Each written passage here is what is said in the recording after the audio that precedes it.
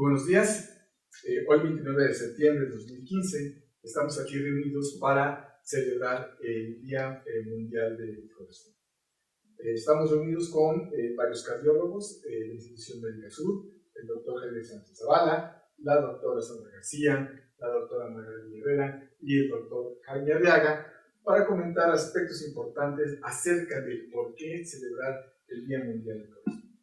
Como introducción me gustaría hacer hincapié que el Día Mundial del Corazón, como primera ocasión, tuvo como fecha inicial en el año 2000, el 29 de septiembre del 2000, y que año tras año ha sido un esfuerzo de todas las instituciones de salud a nivel mundial, el cómo promover, el cómo llevar a la población aspectos que son muy importantes en relación a la salud cardiovascular. En ese sentido, me gustaría poder platicar o que pudiéramos comentar cuál es la importancia de conocer la prevención de las enfermedades cardiovasculares y por qué es importante conocer la prevención de las mismas, en el entendido de que la transición epidemiológica ha llevado al conocimiento de la principal causa de mortalidad en la actualidad son las enfermedades cardíacas. No sé si alguno de ustedes me quisiera ayudar a tratar de explicar el por qué es importante el conocer esta prevención o dar a conocer la prevención de las enfermedades cardiovasculares. Bueno, se conoce que en el mundo las enfermedades cardíacas, tanto en hombres como en mujeres, son la primera causa de muerte, inclusive superando en la mujer a la muerte por cáncer mamario, que es una de las causas más importantes en el mundo. Y bueno, la idea de que la gente conozca que una enfermedad cardíaca lo puede llevar a la muerte y que ocupe el primer lugar, pues eso es en lo que radica. Y lo otro es que muchas de esas enfermedades se pueden prevenir. Es algo muy interesante. En realidad, las enfermedades cardíacas se pueden prevenir. Sí, las enfermedades cardíacas se pueden prevenir porque contamos ahora con muchas innovaciones en la salud que nos permiten hacer dieta baja en grasas saturadas, prevenir algunas cosas como el sobrepeso con el ejercicio tanto aeróbico como anaeróbico, de preferencia aeróbico. Se pueden hacer cambios en el estilo de vida que incluyen la disminución en el tabaquismo o disminuir o evitar en lo que se pueda el tabaquismo. Y hay muchos factores de riesgo cardiovascular que son prevenibles y que se pueden evitar, y hay algunos factores de riesgo que son inevitables porque son no modificables, como la carga genética que influye en cuanto a que los pacientes que nacen o que tienen historia familiar de cardiopatía isquémica no pueden cambiar eso, pero sí pueden evitar otros factores asociados como la dieta, lo que comentaba, los cambios en el estilo de vida, el control de la presión arterial que son hipertensos, control de la ingesta de grasas o de problemas como por ejemplo el azúcar, cuando tienen diabetes, el evitar que puedan tener daño al riñón que pueda contribuir a la mortalidad cardiovascular. Estamos hablando entonces de una enfermedad que tiene múltiples factores de riesgo. Si yo quisiera puntualizarlos, ¿cuáles son los de mayor importancia o los que se pueden modificar y los que no se pueden modificar, con tal de poder explicar a la población en general qué puedo hacer yo y qué no puedo hacer yo para poder prevenir esta enfermedad cardiovascular? Bueno, tal como lo acabas de mencionar, son algunos que pueden ser prevenibles o que son ajenos allá de por sí a la salud del mismo paciente. A ver, el tener herencia de muerte a edades tempranas de los padres, ese es un factor importante que se debe tomar en cuenta, es decir, me explicaré. Aquellos hijos o aquellas personas que saben que sus padres han muerto a edades tempranas, y a edades tempranas me refiero por debajo de los 60 años de edad, que han tenido problemas relacionados con el corazón, se debe tener mucha cautela, puesto que existe la posibilidad de que existan esos antecedentes, esos genes que pudieran predisponer a una enfermedad cardíaca. Pero hay otros que son inherentes a la misma persona, como podría ser el aumento de colesterol, el aumento de la presión arterial, y otros que no son de por sí enfermedades propiamente hablando, sino malas costumbres, como es no hacer ejercicio, fumar. Hace un momento que Magali decía que traten de no fumar, yo dijera que no fumen, y por supuesto llevar un peso apropiado y hacer ejercicio con regularidad para mantenerse por lo mismo en un peso adecuado. Pues habrá entonces que considerar que hay factores, por ejemplo, la herencia, que yo no puedo modificar, pero hay muchos factores que yo pudiera modificar. Si yo pudiera enlistar qué factores, aunque ya fueron muchos anteriormente, puedo puntualmente modificar, ¿cuáles serían los de mayor a menor importancia si yo quisiera transmitir este mensaje? Bueno, de lo que se ha hablado y se ha estudiado, tenemos seguimientos largos de pacientes donde controlar la presión arterial puede modificar un desenlace cardiovascular. El controlar las alteraciones en los niveles de la glucosa o las alteraciones en el metabolismo de la glucosa, como el síndrome metabólico o la diabetes mellitus, también puede reducir la muerte cardiovascular. Disminuir los niveles de colesterol LDL, como ya lo comentó el doctor Arriaga, y aumentar los niveles de colesterol HDL disminuyen el riesgo cardiovascular. Y a mí me gustaría puntualizar, sobre todo en esto de salud y prevención primaria, que hay 3 cosas que han demostrado disminuir la mortalidad en una persona que se considera sana todavía. Y la primera es tener peso ideal si no lo tiene.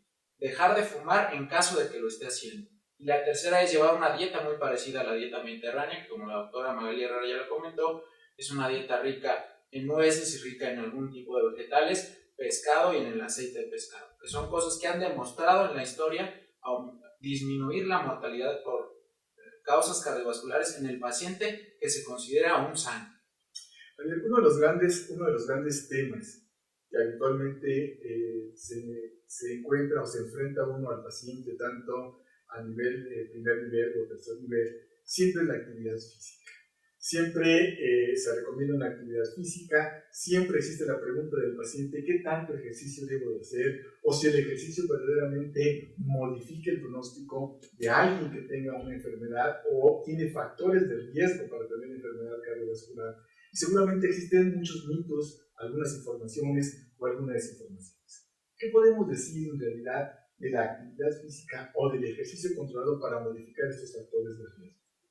Bueno, en cuanto a la actividad física, pues yo creo que sí es muy importante puntualizar que pues la persona que en su vida ha hecho un ejercicio, se refiere ejercicio aeróbico, pues tiene que ir dosificado en cuanto al tiempo, al tipo de ejercicio. Existen en la actualidad pues muchos monitores, por ejemplo, de frecuencia cardíaca, que es lo que nos va dando el parámetro de la condición del paciente y de la tolerancia que pueda tener al ejercicio. No sirve de nada el hecho de que alguien que nunca ha hecho ejercicio piense que el correr durante 10 minutos, porque hace una intensidad fuerte, suda, se cansa, eso es útil para poder fomentar una vida cardio-saludable. Yo creo que tanto el ejercicio debe de ser dosificado, se tiene que instruir a la gente cómo debe de empezar, cuánto es lo que tiene que subir la frecuencia cardíaca, si es posible monitorizarla, y sobre todo su tolerancia al ejercicio. Se sabe en la actualidad que arriba de los 30 minutos, por lo menos 3 veces por la semana, puede ser un inicio real de empezar una etapa de ejercicio, pero que no es solamente por cierto periodo, sino que es eso, integrarlo a su actividad normal y que sea una conducta como el comer 3 veces al día, el tener que hacer ejercicio. Entonces, yo creo que hemos avanzado mucho en decir hay factores que son modificables y hay factores que no son modificables. Y dentro de los factores modificables, pues ya hemos visto tabaquismo, dieta, triglicéridos, hipertensión arterial y actividad física. Por supuesto, es importante que cada uno de ellos sea modificado y no pensar que un solo factor pueda modificar de manera radical el pronóstico de alguien que tenga riesgo de una cardiopatía isquémica o un infarto o complicaciones o mortalidad por esta enfermedad. Doctor Arriaga, ¿existe en lo particular algún signo de alarma? Si yo soy una persona que tiene o cumple con todos los factores de riesgo y existe algún signo de alarma que a mí me haga pensar que estoy en peligro o que tengo una enfermedad cardiovascular urgente que va a llegar a un hospital? ¿Existe algún síntoma, algo que usted nos pueda transmitir? Quisiste decir el que cumplas, es decir, que tenga la posibilidad o un riesgo aumentado de tener un problema cardíaco. Lo entendí perfectamente. Sí, efectivamente está bien definido y bien establecido que el dolor en la zona cardíaca, en la parte del corazón, como todos llamamos la zona precordial, el dolor que se presenta en ese sitio. Es un signo que nos debe poner en alerta, sobre todo, como ya lo mencionó el doctor González Lechón, en aquellos pacientes que tienen la posibilidad de tener un riesgo mayor de tener un problema cardíaco. El dolor precordial es el dolor del pecho, el dolor precordial, el dolor cardíaco, es un signo definitivo para hacerlos pensar en la posibilidad de que pueda tener algún problema cardíaco. Entonces, sería el signo o el dato que nos puede hacer alarmar o pensar en que podemos tener un problema cardíaco si lo presentamos. Por supuesto que las características del dolor pues, tienen ciertas, valga la redundancia, ciertas características. Es un dolor generalmente opresivo en la región del pecho, aunque en ocasiones se puede irradiar hasta la mandíbula, por ejemplo, o incluso al mismo brazo izquierdo. Entonces, cuando una persona con esas características, con esos antecedentes, tiene dolor en el pecho, nos debe poner en alerta, puesto que este puede ser el primer signo, o quizás incluso un signo muy avanzado ya de tener un problema cardíaco. Eso sería. ¿Qué hacer? O sea, ya supe que tengo un dolor, las características ya las dio claras. ¿Qué debo de hacer?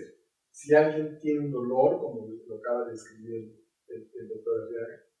Acudir de inmediato al servicio de urgencias. En México se cuenta con un servicio de atención por ambulancia, pero si esta atención se retrasa más de 20 minutos, se prefiere utilizar la vía que se les parezca más conveniente para llegar de inmediato al servicio de urgencias, para que ahí puedan ser evaluados por médicos especialistas donde van a hacer un interrogatorio completo y un electrocardiograma para saber si el origen del dolor es cardiovascular y tomar las medidas necesarias de inmediato para que se pueda resolver el problema.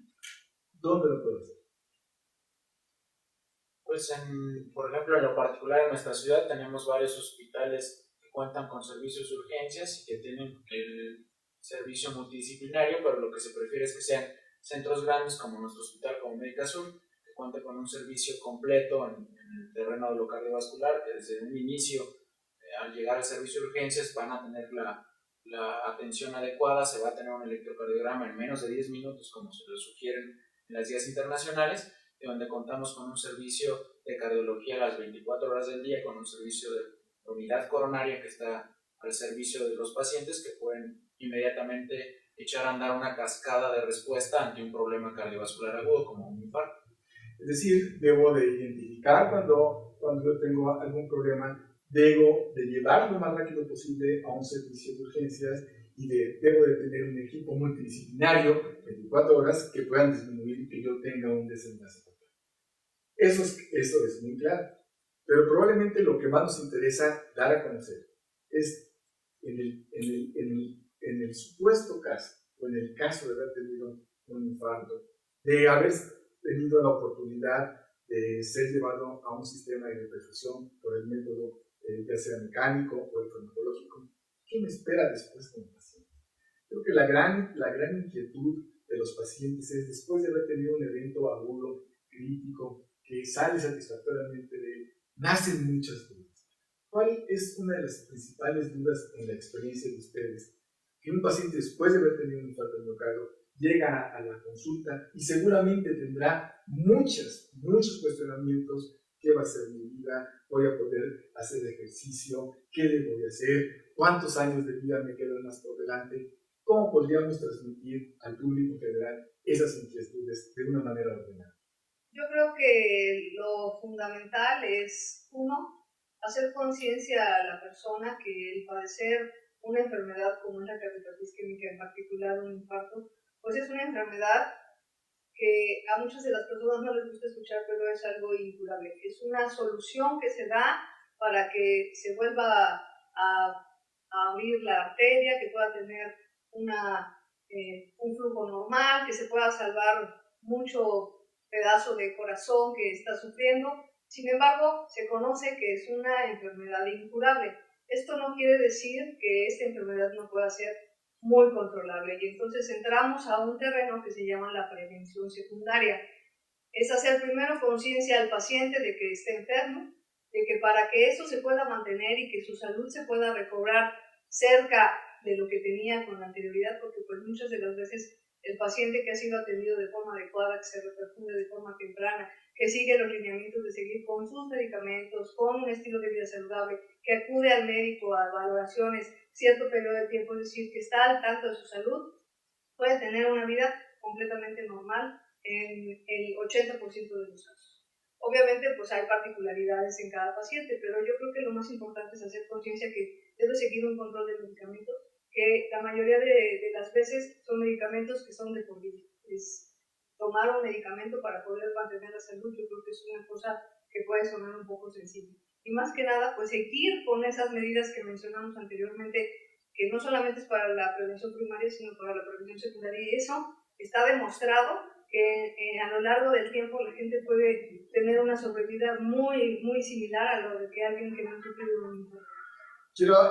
Quiero entender que el apego correcto al tratamiento, el cambio del estilo de vida, el concepto de prevención secundaria son piedras fundamentales para en los próximos años tratar de evitar tener un nuevo evento cardiovascular. Sin embargo, día a día conocemos más acerca de los programas de rehabilitación cardíaca que cada vez creo que han demostrado beneficio en la sobrevida de aquellos pacientes que ya han tenido un evento cardiovascular. No sé quién de ustedes me gustaría hablar o transmitir de una manera sencilla qué son los programas de rehabilitación cardíaca y dónde puedo tomar un programa de rehabilitación cardíaca.